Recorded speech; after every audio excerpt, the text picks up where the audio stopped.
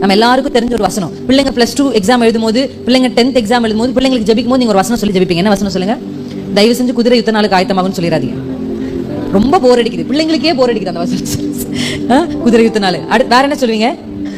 ஒருவன் ஞானத்தில் குறைவுள்ளவனா இருந்தால், அது உங்களுக்கு சொன்னாரா வந்து அவர் எக்ஸாம் எழுதுற பிள்ளைங்களுக்கு தான் அந்த வசனம்னு? இப்போ பார்த்தாலும் எக்ஸாம் எழுதுற பிள்ளைகளுக்கு நம்ம என்ன சொல்லிடுறோம்? ஒருவன் அவனும் சொல்லல நான் ஞானத்துல குறைவுள்ளவனா.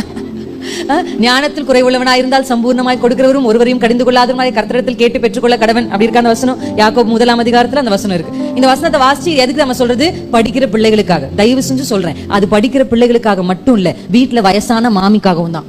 ஒரு மருமக வீட்டுக்கு வரும் பொழுது எப்படி ஜெபிப்பீங்க? ஆண்டவரே எனக்கு நல்ல மருமகளா கொடுங்க இயேசுப்பா. எங்க மாமியார் கிட்ட போய் ஒருத்தங்க சொன்னாங்களா, என்ன சொன்னாங்க?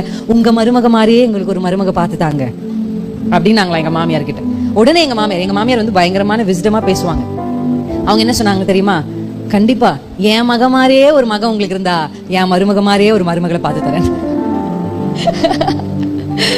ஆமா, நமக்கு நல்ல மருமக வேணும்னு ஆசை. ஆனா நம்ம பிள்ளைகளை அப்படி ஒரு நல்ல மகனா, இப்ப என்னுடைய கணவரை குறிச்சு மனைவி தான் ஃபர்ஸ்ட் ஸ்டார்ட் சொல்லணும். ஆமாவா இல்லையா?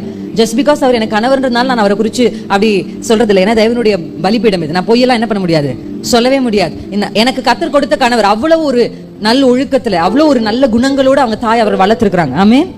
ஆமா, முகம் காமிக்கவே மாட்டார் அவரு. என்னுடைய சின்ன அசைவுகளை வைத்து என்னுடைய உணர்வுகளை புரிஞ்சுப்பார். இல்லைன்னா ஒரு பெண்ணா இவ்வளவு இடங்களுக்கு நான் என்ன பண்ண முடியாது, பிரயாணப்பட்டு போக முடியாது. நிறைய ஒரு இடத்துல ஒரு மனுஷர்கள் வித்தியாசமா இருப்பாங்க. பெண்கள் ஊழியம் செய்யறத இப்பதான் என்கரேஜ் பண்ற ஒரு காலம் வந்திருக்கு. எல்லாரும் என்கரேஜ் பண்ண மாட்டாங்க. அப்படி ஒரு இடங்கள் எல்லாம் என்னை கொண்டு வந்து நீ போ, நீ பேசு, உன் மேல ஒரு அபிஷேகம் இருக்கு அப்படின்னு விட்டு கொடுத்து உட்கார்ற ஒரு கணவர் யார் இருக்கா? ஆமென். ஆமா, அப்படியெல்லாம் நல்ல குணங்களோட. அதை நான் சொல்வேன், எனக்கு என் பையனை பார்த்தா கொஞ்சம் பொறாமையாவே இருக்கும். ஏன் சொல்லுங்க? இவ்வளவு நல்ல அப்பா அவனுக்கு, அவ்வளவு நல்ல அப்பா. சின்ன சின்ன விஷயம் கூட அவனுடைய எல்லா அசைவுகளையும் கண்காணிச்சுக்கிட்டே அவனை அப்படி கேர்ஃபுல்லா பார்த்துப்பார், அவ்வளோ நேசிப்பார். குடும்பம் தான் அவருக்கு வந்து முதல். ஆண்டவருக்கு அடுத்து அவர் முதலிடம் கொடுக்கிறது குடும்பம் தான். எப்பவுமே நான் பார்த்திருக்கேன், நிறைய கணவன்மார்கள் எப்ப மனைவியை விட்டு வெளியில போலான்னு இருப்பாங்க. ஆனா இவர் அப்படி போகவே மாட்டார். எங்க போனாலும் பிள்ளைகளையும் மனைவியும் கூட்டிட்டு போகணும் அப்படின்ற ஒரு எண்ணம். ஹல்லேலூயா.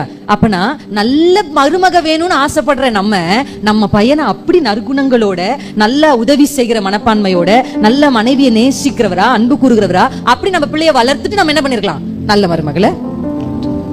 இப்ப நான் உங்களுக்கு ஒண்ணு சொல்லி தரேன். இப்ப இதுக்கப்புறம் யாருக்கெல்லாம் கல்யாணம் ஆக போதோ, ஜெபிக்கும் போது எனக்கு ஒரு நல்ல மருமக வேணும்னு ஜெபிங்க. நல்ல ஜெபம் தான். எனக்கு ஒரு நல்ல மருமகன் வேணும்னு ஜெபிங்க. அந்த கர்த்தர் வந்து அங்கீகரிப்பார். ஆனா கூடுதலா ஜெபிங்க, ஆண்டவரே வருகிற மருமகளை நல்ல விதமாய் நடத்த எனக்கு ஞானத்தை தார். அல்லேலூயா. ஆமென். வரதட்சணையை கேட்கறத விட ஞானத்தை கேளுங்க. வரதட்சணை வந்த மாதிரியே வந்து அந்த வரதட்சணையாலேயே பிரச்சனை வந்து பிரிஞ்சு போயிருது குடும்பம். நீங்க ஞானத்தை கேட்டீங்கன்னா எல்லாவற்றையும் கர்த்தர் உங்களுக்கு கொடுத்துருவாச்சு. அல்லேலூயா.